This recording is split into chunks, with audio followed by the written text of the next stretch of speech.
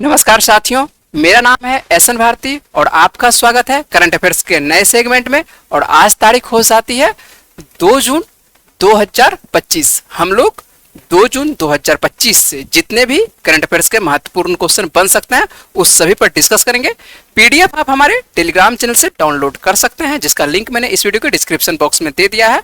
तो आप अपनी सुविधा के अनुसार से पीडीएफ डाउनलोड करके पढ़ाई कर सकते हैं। चलिए हम लोग स्टार्ट करते हैं पहले क्वेश्चन से।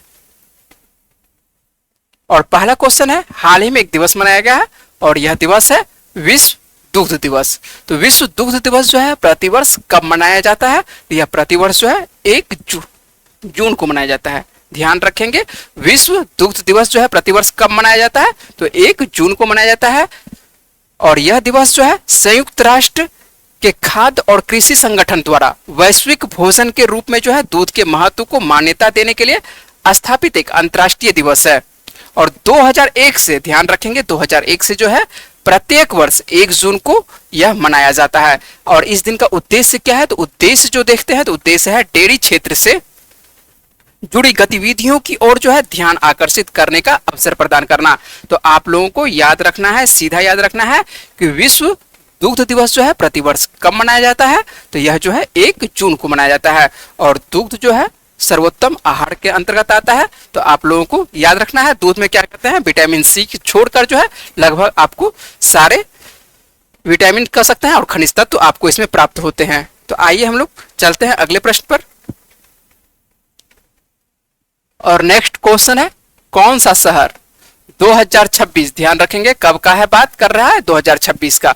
और 2026 में जो है एशियाई वेट लिफ्टिंग चैंपियनशिप की मेजबानी कौन सा शहर करने वाला है? तो कौन सा शहर करेगा वेट लिफ्टिंग, एशियाई वेट लिफ्टिंग के बारे में? इसी को जो है भारोत्तोलन के बारे में कहा जाता है, हिंदी में भारोत्तोलन कहते हैं। तो यह जो है अहमदाबाद शहर। तो अहमदाबाद जो है किस राज्य में है? तो अहमदाबाद जो है आपको देखने को मिलेगा गुजरात राज्य में। तो अहमदाबाद जो है 1 से 10 अप्रैल 2026, ध्यान रखेंगे ये कब की कहानी है, ये अगले वर्ष की कहानी है। तो 1 से 10 वर्ष, अरे 1 से 10 वर्ष बोल रहे हैं, 1 से 10 अप्रैल, ठीक है, क्या होगा 1 से 10 अप्रैल, ठीक है।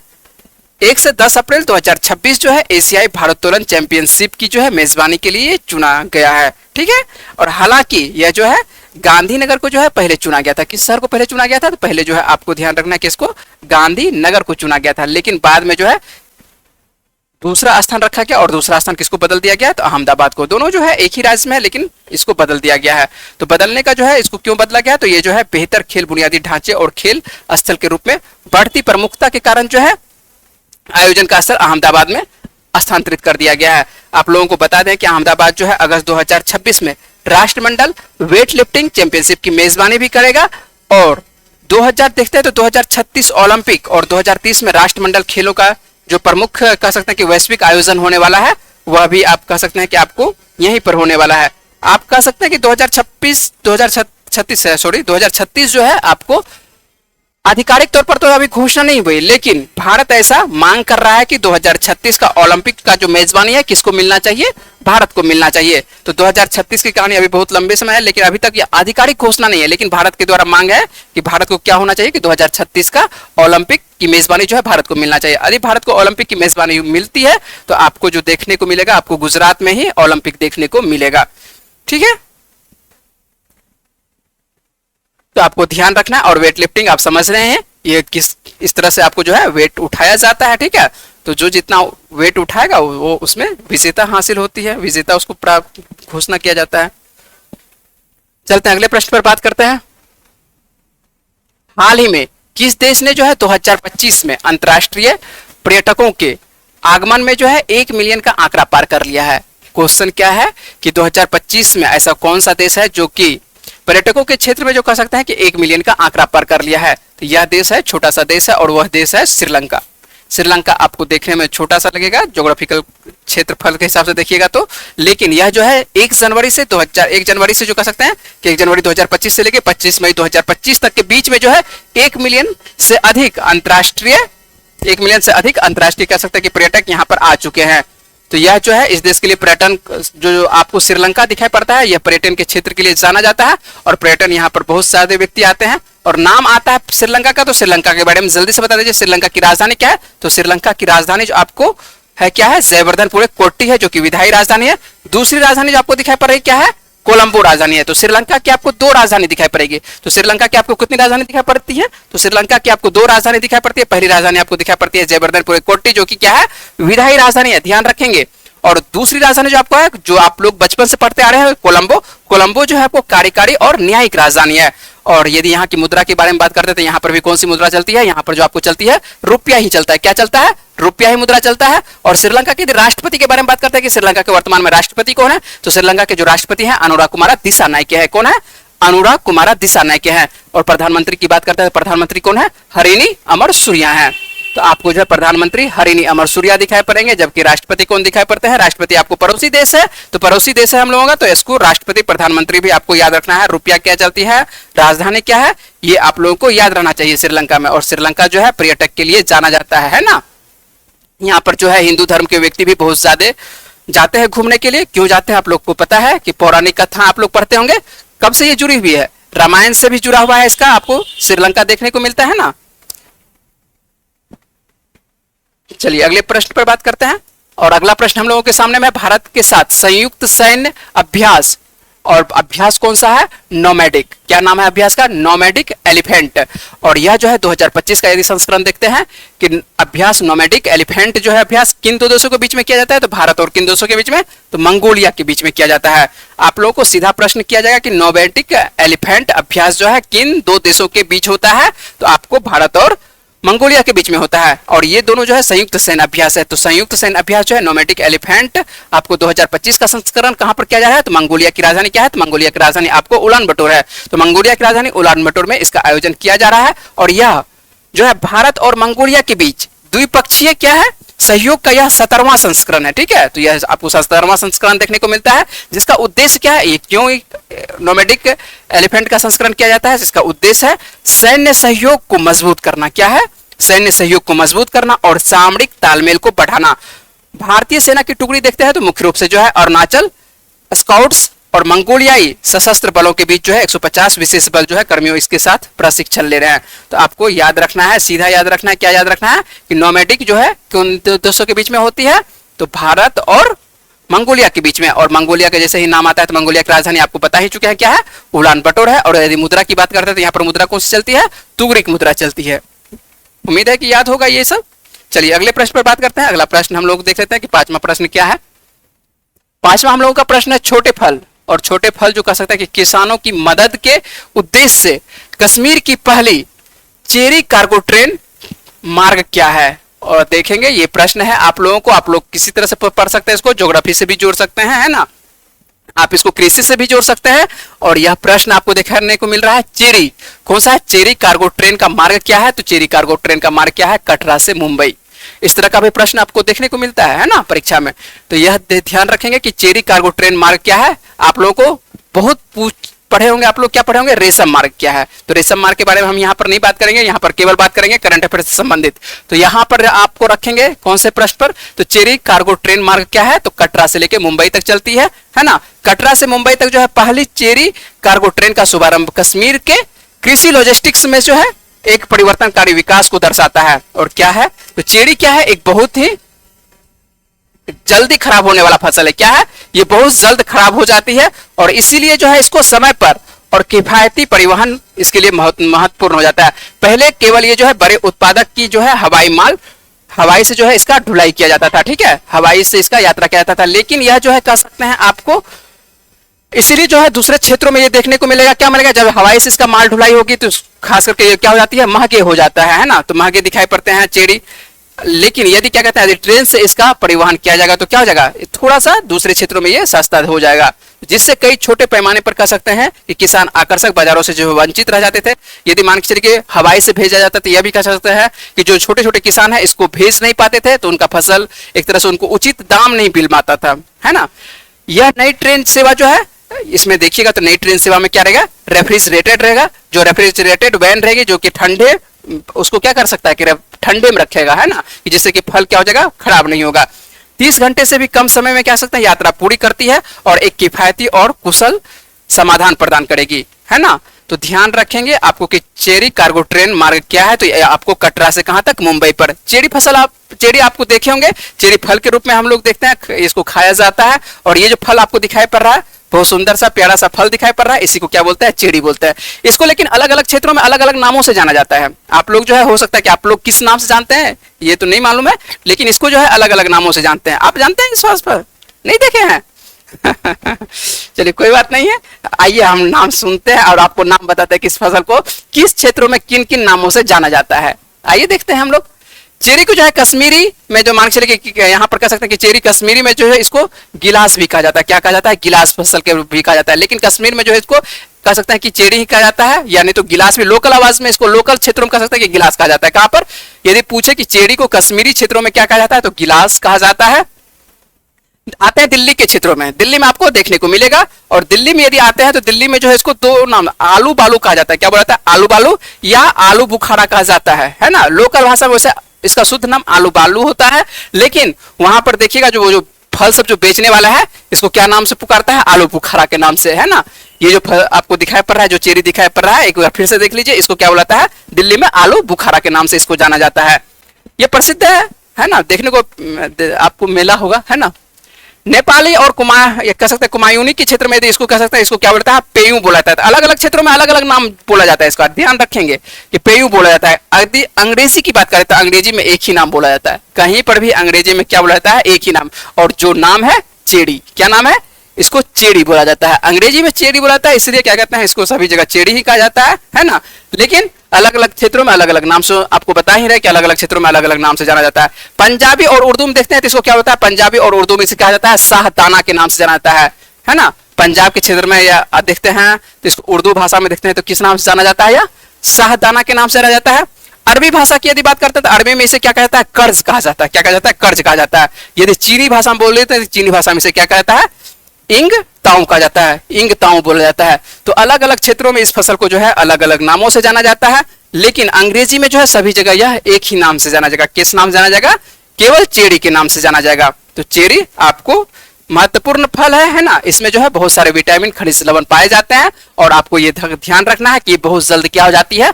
खराब हो जाता है। इसीलिए इसको जो है पहले तो मान के चलिए आपको बता ही चुके क्या कहते हैं, इसको हवाई यात्रा से वाहन इधर उधर किया लिया जाता था, ठीक है, वहन किया जाता था। कहीं पर भी इसको भेजा जाता था तो हवाई यात्रा से। लेकिन हवाई यात्रा से जब भेजा जाएगा तो क्या होगा?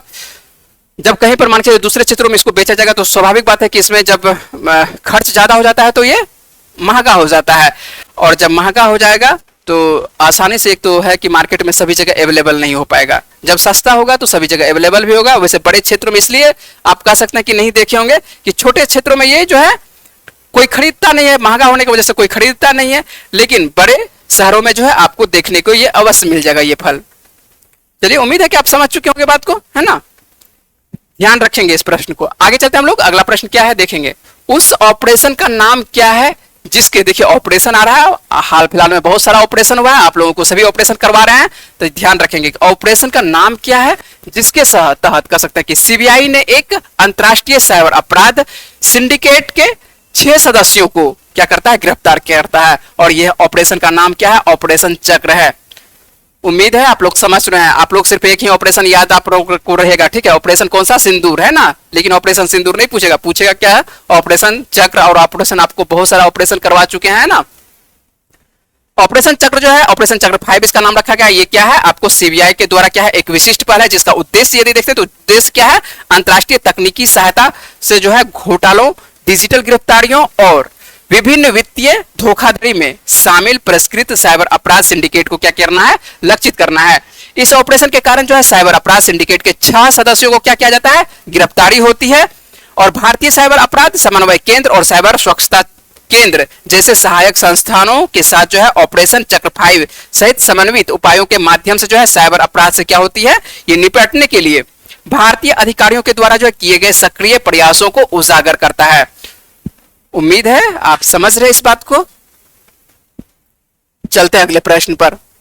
और अगला प्रश्न क्या है देखते हैं हम लोग। तो प्रदर्शन और उत्कृष्टता का प्रतीक, है ना। और आप लोग एक गाड़ी सुने होंगे और गाड़ी का क्या नाम है? ऑडी। ऑडी इंडिया, है ना। तो ऑडी इंडिया के जो ब्रांड एम्बेसडर है के रूप में किसको नियुक्त किया गया? ऑडी इंडिया का जो ब्रांड एम्बेसडर है किसको बनाया गया है? तो ऑडी इंडिया का ब्रांड एम्बेसडर जो है आपको बनाया गया किसको? भारतीय भाला फेंक खिलाड़ी। और भारतीय भाला फेंक खिलाड़ी उनका नाम क्या है? आपको नीरज चोपड़ा। क्या है? नीरज चोपड़ा। तो आपको ध्यान रखना है कि ये ओलंपिक में क्या जीत चुके हैं? आपको 2020 वाला में ये स्वर्ण पदक जीतते हैं, 2024 में ये क्या जीतते हैं? रजत पदक जीतते हैं। तो ये स्वर्ण पदक जीते हुए खिलाड़ी हैं, है ना, ओलंपिक में। तो ओलंपिक में जो है स्वर्ण पदक विजेता के रूप में जो है नीरज चोपड़ा, यहां पर थोड़ा सा स्पेस होगा, तो नीरज चोपड़ा को जो है नियुक्त किया गया है। क्या चीज का? तो आपको ध्यान रखेंगे क्या चीज का, क्या कहते हैं, ब्रांड एम्बेसडर बनाया गया नीरज चोपड़ा को। तो नीरज चोपड़ा को जो ब्रांड एम्बेसडर, सीधा प्रश्न याद रखेंगे कि नीरज चोपड़ा को किस क्षेत्र का या कौन से कंपनी का ब्रांड एम्बेसडर बनाया गया है? तो आपको ऑडी का। ऑडी आप लोग देखे होंगे, है ना। ऑडी का जो कह सकते हैं कि इसका जो लोगो है, लोगो क्या है, इस पे जो है आपको दिखाई पड़ेगा 4 सर्कल दिखाई पड़ेगा, चारों जो है एक दूसरे से क्या होता रहता है, इस तरह से मिला हुआ है। इस तरह से आप देखे होंगे कि इस तरह का जो कंपनी रहती है उसको ऑडी बोलते हैं। और ऑडी का क्या कहते हैं, आपको जो दिखाई पड़ रहा है, इसके जो ब्रांड एम्बेसडर किनको बनाया गया? ये नीरज चोपड़ा को बनाया गया है। और ब्रांड एम्बेसडर से प्रश्न पूछता है ना। आज भी आप सेट बनाए होंगे, तो आप लोगों को जो आज बना रहे थे बिहार एसएससी का सेट, उसमें भी आप लोगों को बिहार का दिखाई पड़ा होगा कि उसमें भी एक क्या कहते हैं ब्रांड एम्बेसडर से प्रश्न देखने को मिला होगा, है ना। तो इस तरह से आप लोगों को बहुत सारा ब्रांड एम्बेसडर से कभी भी प्रश्न देखने को मिल जाता है, किसी भी परीक्षा में ब्रांड एम्बेसडर से प्रश्न देखने को मिलता है। तो आइए हम लोग देखते हैं अगला प्रश्न देखते हैं। तो अगला प्रश्न क्या है? हाल ही में सुप्रीम कोर्ट ने जो है किस हाई कोर्ट के फैसले को पलटकर जो है तीसरे बच्चे के लिए जो है एक मातृत्व अवकाश एकीकृत किया गया है? तो यह जो है मद्रास हाई कोर्ट। और यह प्रश्न भी जो है आपके लिए महत्वपूर्ण है। और इस तरह का भी जो प्रश्न है आपको देखने को मिल रहा होगा, सेट जब बनाते हैं तो इस तरह का प्रश्न आपको करंट अफेयर्स में जो क्या घटना घटी है, तो इस तरह का प्रश्न आपको देखने को अवश्य मिलता होगा। आइए देखते हैं क्या है। तो हाल ही में जो है सुप्रीम कोर्ट के किस हाई कोर्ट के फैसले को बदला गया है? तो किस हाई कोर्ट के फैसले को बदला गया सुप्रीम कोर्ट के द्वारा? मद्रास हाई कोर्ट के द्वारा। क्या कहानी है, आइए बात कर लेते हैं। तो सुप्रीम कोर्ट ने जो कहा है क्या, मातृत्व अवकाश महिलाओं का जो है क्या है, संवैधानिक अधिकार है। क्या है? संवैधानिक अधिकार है। और यह जो है सिर्फ एक सुविधा नहीं है, कोर्ट ने जो है मद्रास हाई कोर्ट के उस फैसले को रद्द कर दिया है। क्या कर दिया है? किसके फैसले को रद्द कर दिया है? तो आपको मद्रास हाई कोर्ट के फैसले को क्या कर दिया है? रद्द कर दिया है सुप्रीम कोर्ट के द्वारा, है ना। जिसमें तीसरे बच्चे, खास करके ध्यान रखेंगे, तीसरे बच्चे के जन्म पर जो है एक सरकारी टीचर को जो है मैटरनिटी लीव देने से क्या कर दिया जाता है? मना कर दिया जाता है। और सुप्रीम कोर्ट ने कहा है कि मैटरनिटी लीव यानी मातृत्व अवकाश जो है महिलाओं का क्या है? संवैधानिक अधिकार है। अब प्रश्न को समझेंगे कि क्या कह रहा है। तो यहां पर आप देखे होंगे कि आपको मद्रास के द्वारा कह सकता है कि मद्रास, या सरकार के कह सकते हैं कि तमिलनाडु सरकार के द्वारा जो है जो भी माँ है उनके 2 बच्चों के लिए क्या है, आपको मैटरनिटी लीव है। मतलब कि यदि सरकारी जॉब कर रही है तो उनको क्या मिलेगा? छुट्टी मिलेगा, आपको मैटरनिटी लीव दिया जाएगा, है ना। मातृत्व अवकाश उसको बोलते हैं। तो मातृत्व अवकाश 2 बच्चों के लिए राज्य सरकार के लिए दिया गया। उसके बाद होता क्या है कि एक महिला रहती है और महिला को जो है, सबसे पहले बात तो ये कहानी यहाँ पर ये आता है कि जो महिला रहती है, जो उनका 2 शादी होता है, पहले से क्या होता है कि 2 बच्चे रहते हैं, और 2 बच्चे रहते हैं तो उसको मैटरनिटी लीव, और ये क्या रहती है? सरकारी टीचर रहती है। सरकारी टीचर रहती है तो मैटरनिटी लीव उनको प्राप्त हो जाता है। जब अब उनका मान के चलिए कि वो दूसरी शादी करती है, किसी कारण से उनको दूसरी शादी करना पड़ता है, और जब दूसरी शादी करना पड़ता है तो उससे क्या होती है? दूसरी शादी से भी उनको एक बच्चे प्राप्त होते हैं। जब बच्चा प्राप्त होता है तो उनका तो तीसरा संतान है ना। जब उनका तीसरा संतान है तो सरकारी नियम कहता है कि 2 बच्चों के लिए मैटरनिटी लीव दिया जाएगा। तो ये केस अब मैटरनिटी लीव दिया जाएगा, लेकिन ये मैटरनिटी लीव मांगती है तो मैटरनिटी लीव इनको नहीं मिलता है। जब मैटरनिटी लीव नहीं मिलता है तो यहाँ पर जाती है कहाँ पर? ये कोर्ट में केस दायर करती है। तो मद्रास कोर्ट के द्वारा जो कहा जाता है, ठीक है, यहाँ पर जो है सरकार का नियम है तो सरकार का नियम जो है सर्वोपरि, ठीक है। किसके द्वारा? मद्रास के द्वारा। और मद्रास कहता है कि आपको जो है मैटरनिटी लीव नहीं दिया जाएगा। लेकिन ये फिर जो है कहाँ चले जाती है? सुप्रीम कोर्ट चले जाती है, क्योंकि ये एक संवैधानिक अधिकार है। तो ये चले जाएगी कहाँ? Supreme court. और सुप्रीम कोर्ट में जब केस दायर किया जाता है, सुप्रीम कोर्ट बोलता है कि नहीं, इनका जो है क्या है? संवैधानिक अधिकार है। जब संवैधानिक अधिकार है तो सुप्रीम, यहां पर देखते हैं तो मद्रास हाईकोर्ट क्या बोला था कि 2 बच्चों के लिए मिलेगा, है ना, क्योंकि राज्य सरकार का नियम है। लेकिन सुप्रीम कोर्ट बोलते हैं कि नहीं, महिलाओं का क्या है? यह संवैधानिक अधिकार है। इसलिए यहां पर देखते होंगे तो आपको लिखा हुआ है कि सुप्रीम कोर्ट ने कहा है मैटरनिटी लीव यानी मातृत्व अवकाश क्या है? महिलाओं का क्या है? संवैधानिक अधिकार है। और यहाँ पर जो है मद्रास हाईकोर्ट के फैसले को इसलिए बदल दिया गया है। तो उम्मीद है आप समझ रहे होंगे बात को कि मैटरनिटी लीव को बदला गया है। ठीक है, ये किसके बारे में बात कर रहे हैं? ये मद्रास हाईकोर्ट के बारे में बात कर रहे हैं। मद्रास हाईकोर्ट और सुप्रीम कोर्ट की ये कहानी है। तो इस तरह का यदि प्रश्न आता है तो आप लोगों को याद रखना है। यदि किसी भी प्रकार का आपको लग रहा है कि प्रश्न पूछा जाए, है ना, किसी प्रकार से आपको समस्या लग रही है कि इस प्रश्न को समझने में किसी प्रकार का समस्या हो, तो आपको कुछ बात ऐसा हो सकता है कि ना समझ में आ रहा हो, कोई पॉइंट समझ में ना आ रहा हो, है ना, तो आप जो है सीधे कमेंट बॉक्स में क्या कर सकते हैं, आप इस प्रश्न को पूछ सकते हैं। किसी भी प्रश्न को पूछ सकते हैं। आपको जहां पर भी समस्या लगता हो तो आप कमेंट बॉक्स में उस चीज को पूछ सकते हैं। आपको लगभग जवाब देने की कोशिश, जब भी समय मिलेगा तो जवाब देने की कोशिश किया जाएगा कमेंट बॉक्स में। चलिए हम लोग बात करते हैं अगले प्रश्न पर। और अगला प्रश्न जो है जम्मू कश्मीर से ही संबंधित है। हाल ही में जो है जम्मू कश्मीर के डोडा जिले में जो है आपको दिखाई पड़ता है, क्या दिखाई पड़ता है, डोडा जिला का एक क्षेत्र है भद्रवाह में तीसरे लेवेंडर महोत्सव। तो लेवेंडर महोत्सव जो है आपको दिखाई पड़ता है, इसका उद्घाटन किसने किया है, तो जितेंद्र सिंह के द्वारा किया गया है। तो जितेंद्र सिंह के द्वारा आपको क्या किया है, तीसरे लेवेंडर महोत्सव। तो लेवेंडर क्या है ना, तो और लेवेंडर महोत्सव सीधा आपको मनाया, पूछा जाएगा कि लेवेंडर महोत्सव किस राज्य का एक तरह से उत्सव है, तो किस राज्य का उत्सव है, और जम्मू कश्मीर को आपको यहाँ पर लिखा हुआ है जम्मू कश्मीर। तो प्रश्न आप लोगों को किसी भी तरह से पूछा जा सकता है, ऐसा नहीं कि जो लाइन लिखा हुआ है प्रश्न का यही पूछा जाएगा। प्रश्न आपको किसी भी तरह से घुमा के पूछा जा सकता है। इस तरह से पूछा जा सकता है कि लेवेंडर महोत्सव जो है किस राज्य में मनाया जाता है, तो ये किस राज्य में मनाया जाता है, तो आपको जम्मू कश्मीर में। आइए लेवेंडर क्या है, आप लोग यदि लेवेंडर को देखे होंगे तो अच्छी बात है, यदि नहीं देखे होंगे तो आइए हम आपको चित्र में भी दिखाते हैं कि लेवेंडर क्या होती है। और यहाँ पर आप दिखाई पड़ रहा है आपको पर्पल कलर का लिखे हुए है, तो इसी वजह से पर्पल कलर का लिखा है। तो लेवेंडर को जो है खास खुशबू के लिए जाना जाता है। किसके लिए जाना जाता है, खास खुशबू के लिए जाना जाता है। एक लाइन में समझ लेते हैं, थोड़ा सा जान लेते हैं। आप लोग कभी कभी जो है पूछते हैं कि इतना क्यों लिखते हैं। देखिए लिखने का कोई बात नहीं है, लेकिन होता क्या कि जानकारी थोड़ी सी रहनी चाहिए। यदि जानकारी रहती है तो क्या होती है, आपको याद लंबे दिनों तक रहता है। कभी यदि आप भूल जाते हैं प्रश्न, मान लेते हैं कि आप प्रश्न भूल गए, लेकिन आपको उससे समझ में आएगा कि लेवेंडर क्या है। जब इतना कहानी थोड़ा सा सुन लीजिएगा तो आपको क्या होगा, याद आ जाएगा, है ना। कभी यदि ऑप्शन आपको रहता है तो ऑप्शन से भी कम से कम आपको याद आने की कोशिश में रहेगा। आइए देख लेते हैं क्या है कहानी। तो लेवेंडर क्या है, इसको एक खास खुशबू के लिए जाना जाता है। और लेवेंडर जो है लगभग 12 मासी आने वाला ये पौधा है। तो क्या है, ये पौधा है। और इस छोटे पौधों की जो है लंबी टहनियां कह सकते हैं या टहनियां कह सकते हैं, टहलिया लिखा हुआ, टहनियां कह सकते हैं। लंबी टहनियां जो होती है इसमें छोटे छोटे क्या होते हैं, पर्पल कलर के फूल उगते हैं। किस कलर के, ध्यान रखेंगे, इसीलिए पर्पल कलर कर दिया गया है। पर्पल कलर के फूल उगते हैं। कैसा उगते हैं, आप लोग बहुत कम ऐसा पौधा देखे होंगे कि जिसमें कि पर्पल कलर का फूल उगते हुए दिखाई पड़ता होगा। तो पर्पल उगते हैं और उन्हें ही लेवेंडर कहा जाता है। और लेवेंडर का प्रयोग जो है किसमें किया जाता है, तो हम लोग चाय में भी कर सकते हैं, कुकीज में कर सकते हैं, और मिठाइयों में, मिठाई जैसे मान के चलिए जो खाने वाले पदार्थ है, उत्पाद होते हैं, उसमें लेवेंडर का प्रयोग हम लोग करते हैं। और घर को जो कर सकते हैं कि सजाने में भी इसका प्रयोग करते हैं। फूल होते हैं तो घर में भी सजाने में इसका प्रयोग कर सकते हैं, बिल्कुल कर सकते हैं। और इसकी खुशबू जो है काफी मनमोहक होती है। तो खुशबू काफी मनमोहक होती है, जिससे क्या होती है, इसकी खुशबू से ही आसपास के वातावरण में क्या होती है, काफी अच्छा हो जाता है। तो खुशबू बहुत अच्छा होता है, इसलिए इसका उपयोग कर सकते हैं कि परफ्यूम बनाने में भी किया जाएगा, बिल्कुल किया जाएगा परफ्यूम बनाने में। जिसका खुशबू अच्छा रहेगा तो उस फूल का परफ्यूम बनाने में भी किया जाएगा। तो आप समझ रहे हैं कि इसका जो है खास करके जो है खुशबू के लिए होता है। और ये जो आपको पौधा दिखाई पड़ रहा है, तो ये जो आपको दिखाई पड़ रहा है, किस कलर का फूल दिखाई पड़ रहा है आपको, पर्पल कलर का दिखाई पड़ रहा है। तो उम्मीद है कि आप समझ रहे होंगे। और ये कहां पर होता है, ये खास करके यह फूल जो है आपको देखने को मिलेगा कहां पर, जम्मू कश्मीर के क्षेत्रों में ही देखने को मिलता है। इसीलिए इस फूल के खास करके कारण जो है उत्सव मनाया जाता है, उस उत्सव का नाम ही क्या है, लेवेंडर उत्सव है।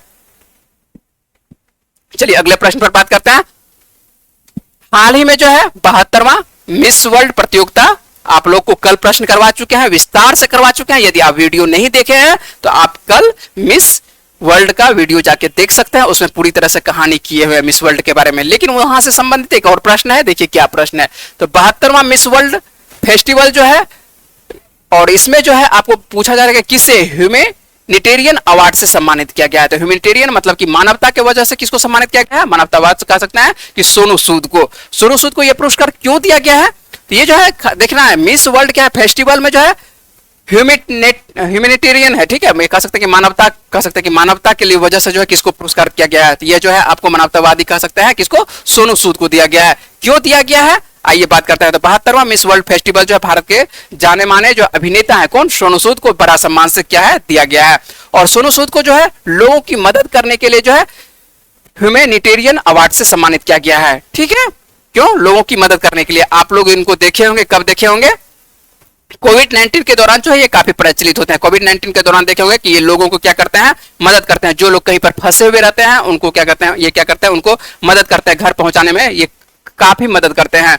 और कोरोना काल के दौरान देखते हैं तो सोनू सूद जो है लोगों को कह सकते हैं कि हीरो बनकर ये उभरते हैं, और मुश्किल वक्त में जो है सोनू सूद जो है कम से कम 4 लाख लोगों की मदद करते हैं। तो बहुत काफी मात्रा में लोग हैं, ठीक है। और उस वक्त कोरोना के समय में बहुत सारे लोगों के लिए ये भगवान के रूप में उभरे थे, है ना।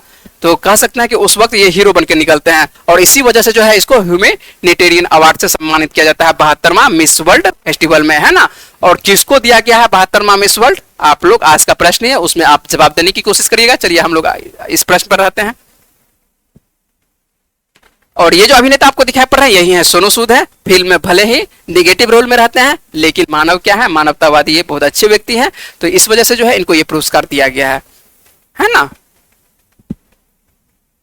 चलिए हम लोग देख लेते हैं, क्या देख लेते हैं, जो कल आप लोगों को प्रश्न पूछे थे उस प्रश्न का क्या जवाब है उसका आंसर हम लोग देख लेते हैं। और राष्ट्रीय बौद्धिक संपदा महोत्सव 2025 का आयोजन कहां किया गया है? क्या है प्रश्न, राष्ट्रीय बौद्धिक संपदा महोत्सव 2025 का आयोजन कहां पर किया गया है? तो इसका सही आंसर क्या हो जाएगा, बहुत सारे लड़का जो है बेंगलुरु मारे हैं, कोई जयपुर मारे हैं, कोई कुछ मारे हैं, कोई कुछ मारे हैं, है ना। तो कोई बहुत व्यक्ति सही भी मारे हैं आंसर, है ना। तो जिसमें आंसर सही होगा देहरादून। इस प्रश्न को जो है परसों करवाए हुए थे, परसों जब करवाए थे, तो आप लोग का गलत नहीं होना चाहिए। यदि आप गलत कर रहे हैं तो इसका मतलब है कि आप वीडियो अच्छे तरह से वाचिंग नहीं कर रहे हैं। यदि वाच अच्छे से करिएगा तो आपको उम्मीद है कि प्रश्न सही होगा।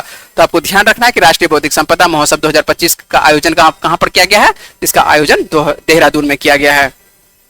चलिए हम लोग आज का प्रश्न देख लेते हैं। और आज का प्रश्न अभी जस्ट बात किया है कि क्या है प्रश्न, हैदराबाद में आयोजित मिस वर्ल्ड 2025 72वां संस्करण में किसे जो है ताज पहना गया है, ठीक है। तो इस प्रश्न का जवाब है, उम्मीद है कि कल इसके बारे में पूरे विस्तार से आप लोगों को बताए हैं। तो इसका सही आंसर क्या है और क्या क्या आप लिख सकते हैं, यदि कमेंट बॉक्स में आप जितना से जितना आप लिखने की कोशिश करिएगा उतना आपको याद रहेगा। तो आप इस प्रश्न को लिखने की कोशिश करिएगा।